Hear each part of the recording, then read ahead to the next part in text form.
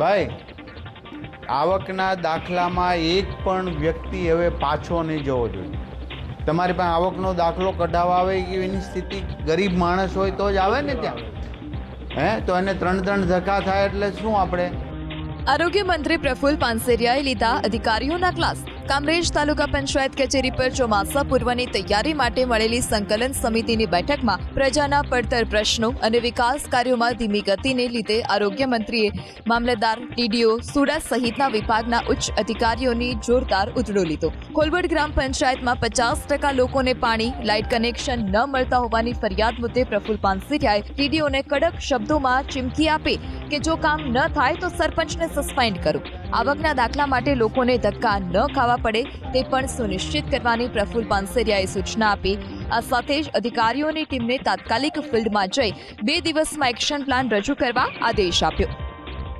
મને રિઝલ્ટ જોશો ખોલવડ બાબત. 50% ને પાણીના કનેક્શન લાઇટના નથી આપતા ખોલવડવાળા. એટલે આપણે પ્રાઇવેટ કંપની છે આ બધી? સરકારનું છે ને? તમે જોઈ લો, 100 મોટો ઠરાવ કરો, ગમે કરો. તલાટી ક્યાં છે? આવો અહીંયા. કેટલા પાણીના કનેક્શન બાકી છે? હા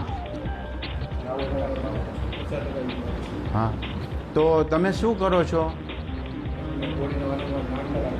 હા ભાઈ, આનો નિયમ જોઈ લો. બોડી ન કરતી હોય તો બીજા કામો શોધો અને એનું મારી પાસે તમે ખૂબ સ્ટ્રોંગલી રીતે ત્યાં કામ કરવું પડશો.